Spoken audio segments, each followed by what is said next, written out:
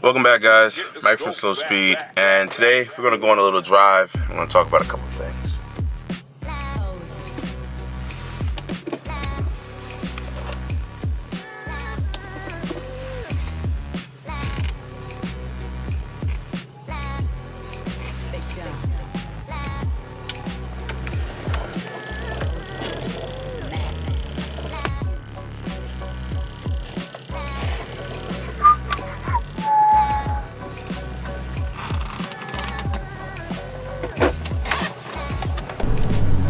Alright, first things first, during this little drive and talk session, sport mode, Sport Plus mode at that.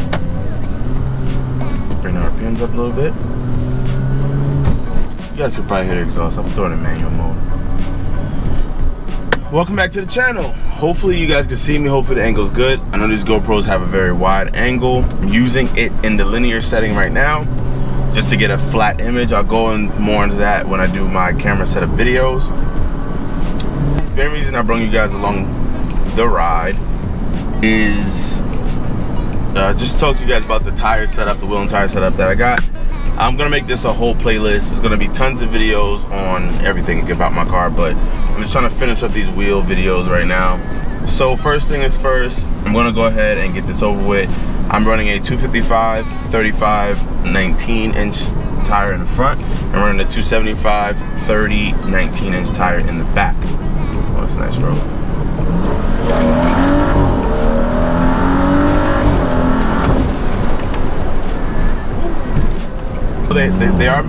They are Mitch-Mat tires. The rears are Kumos, the SPS 91s, and the fronts are Firehawks. I don't think it matters too much, to be 100% honest with you. I've been driving for a little bit. Warmer weather has came, so the tires are gripping a lot better. Even the fronts, not really bald, but just worn more on the inside due to the camber and camber setup. Because if many of you guys don't know, my old rears and put them on the front. So yeah, that setup right there. That setup right there, it's not bad. It's not bad at all. These rear tires are sticking. Did a couple of burnouts to warm them up, get that nice little new car coating off. New tire coating off like it even never had it. But the first thing I noticed while installing these or going for a nice drive is that wider tires in the front dramatically changes the whole steering setup. It feels really, really good now. And it always felt pretty good, but now it's a lot more. Now it's a lot more like reassuring. I feel like I have tons more grip. I feel tons more grip. The front steering, the steering wheel feels a lot lighter. Even in Sport Plus, it feels a lot lighter. It feels very nimble. The car goes as soon as you turn the wheel. The car just goes now. It doesn't really have a lot of body roll like it used to have, which is weird. I don't know. It feels like very darty, like it's ready to just go. Body roll is still present. Now, the only way you can get rid of that is, change the suspension items.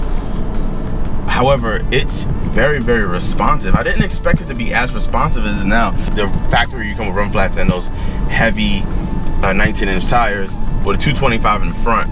So I expected the car to feel a little bit more alive, but this is a dramatic improvement. It really is. I didn't expect this much of it.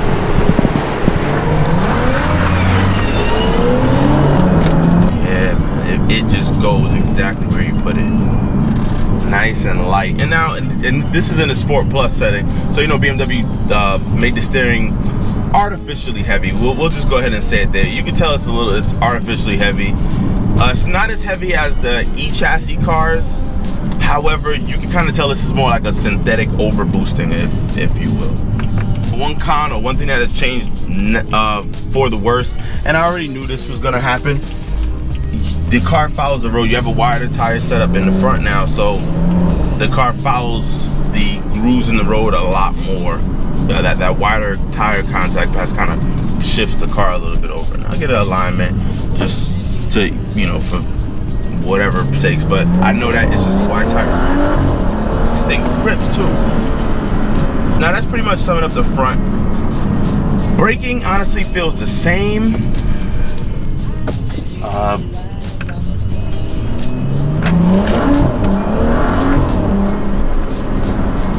This thing just feels like it feels like a blast to drive. 225s in the front, you know, they kind of understand a little bit when you push them to the limit. This, you go a little bit further. Like this, I'm able to go a little bit further with it. Like the rear is grippier. These 275s really grip a lot, and it just gives the car this wide stance. I don't know what it is about this setup, but the car just feels so much more alive and planted. Like it wants to, I don't know, like it just wants to, like you know, get out and boogie. The saving of weight is like crazy with this right now. It's crazy with this car. That's the biggest thing I think I noticed with overall this whole thing, and it is 100% worth it. The car pulls so different now. It just goes. It's like kind of snaps at you. And even spinning the backs, because it does still spin the backs. However, spinning the backs now a little more satisfying. The car stays a little more straight. The car's like I regained confidence again with this car for some reason, you know. I have so much more grip. I sent it in a couple donuts and things like that, and you just have so much grip. This gas tank is pretty much unusable when it's the ethanol flash. I'll be 100% honest with you. I'm pretty sure you guys, if you don't know by now, I'm pretty sure you guys remember me somehow, some way talking about gotta practice what I preach, because obviously I didn't buy wheels and tires first. And the main reason I would say, oh, this thing just grips. Main reason I would say I didn't do that is because, well, I already had the tune. So I had the bootload flash already, and I just had to transfer the license from my old BMW to my new BMW. So I figured, hey, I already got the license. That's $595 out the way. Let me just buy the downpipe. You know, then the charge pipe blew. You know, and then I just kept going further and further, and kind of veered away from my roots, my normal thought process. Which I was led astray for a bit, but now I'm back, and I gotta tell you guys, I was right in the beginning. It just hauls.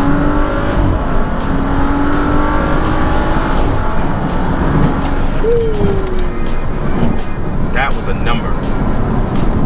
We're gonna say that was triple over the speed limit. Yeah, we're gonna say that was triple. A little bit over triple, actually, because we were triple digits, and the speed limit ain't but so much over here. Anyway, your boy, I'm not even gonna jinx it, but your boy went 18 months without any tickets. So if I can get a ticket now, I won't lose my license. I don't plan on getting a ticket. I'm gonna knock on wood, the fake one that's under this carbon fiber wrap. The fake wood that's under the fake carbon fiber. That's funny.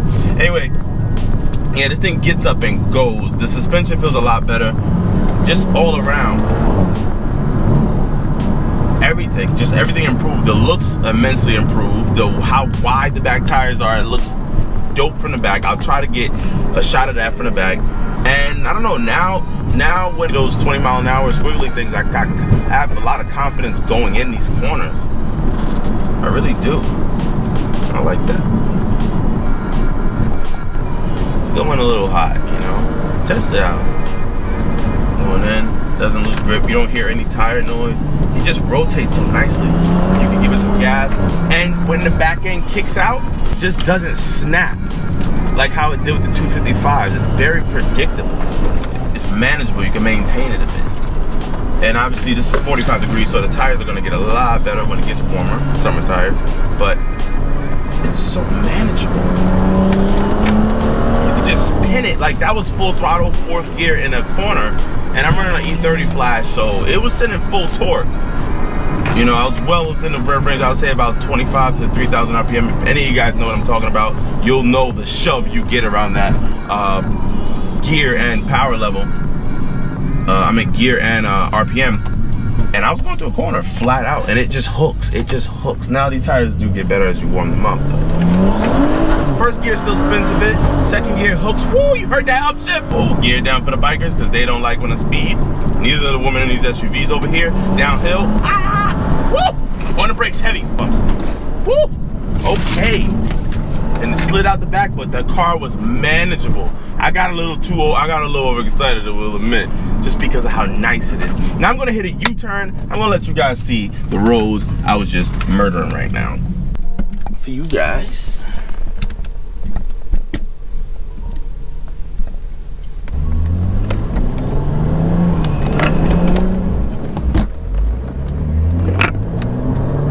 Sorry, lady, but I'll get in front of you and just ease the pain of me overtaking the shit out of you later.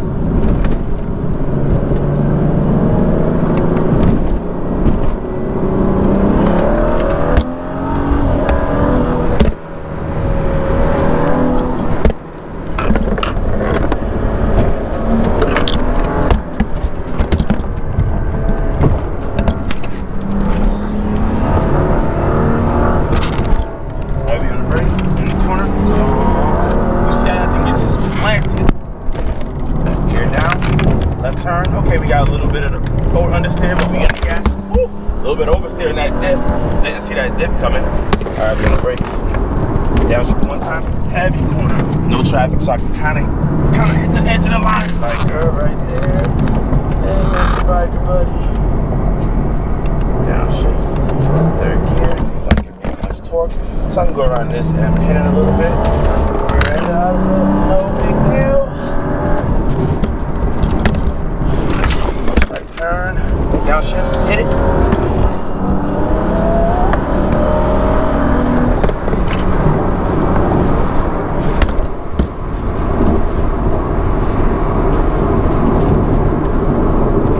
One thing I will say though, I feel like it does get less brake fade, because right about now the brakes would have been faded, I'll be 100% honest with you.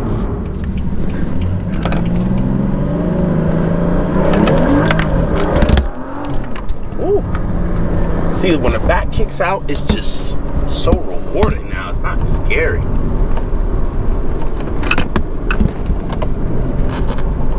Well, that's because it's manageable. Got that extra rubber in the back. The suspension feels good too. It's not harsh. It was never really that harsh. Only when I had the run flats on, they were harsh. I like second gear. It's usable now. Before second gear was worthless. Part of it was the tire setup, and the second part of it was the fact that it was winter time.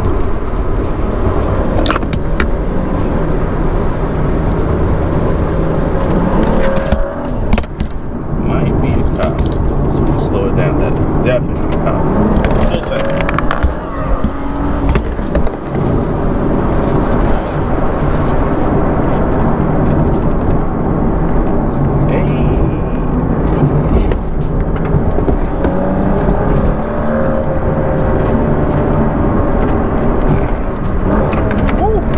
Okay, that brake fade is live.